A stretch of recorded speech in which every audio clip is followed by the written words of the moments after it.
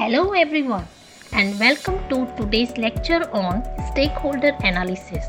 This is a crucial concept in project management, especially within the context of agriculture research and development. By the end of the session, you will have a clear understanding of what stakeholder analysis is, why it is important, and how to apply it effectively in your projects. Let's dive in. Stakeholder analysis. Stakeholder analysis or SA is the process of identifying a project's primary, secondary, and key stakeholders.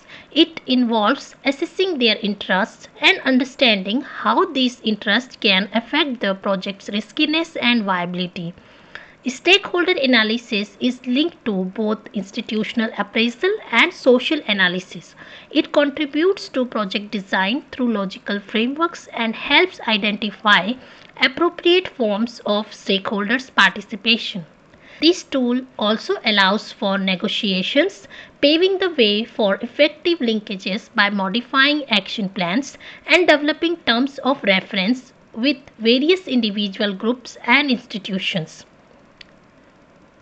So, who exactly are stakeholders? Stakeholders are individuals, groups, or institutions that have an interest in the project or program.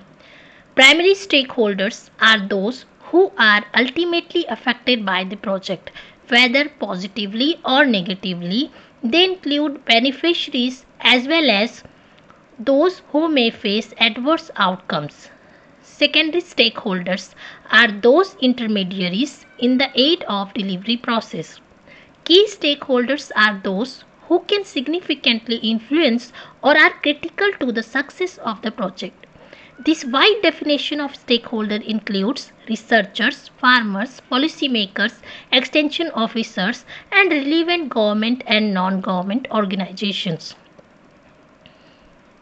Applications of stakeholder analysis. Stakeholder analysis can be applied in various policy and management contexts. It is particularly useful in complex situations where there are compatibility problems between objects and stakeholders.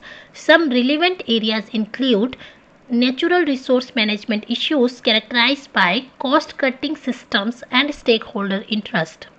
Multiple users of resources with differing objectives and concerns, situations involving poverty and underrepresentations, market failures.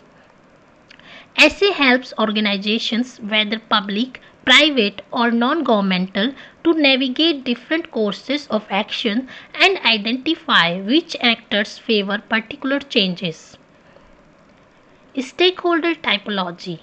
Now let's discuss the typology of stakeholders. Stakeholders can range from global to national, regional, and even household levels. For example, in natural resource management, key stakeholders might include global level, international agencies, foreign governments, environmental lobbies, and even future generation concerned with biodiversity conservation.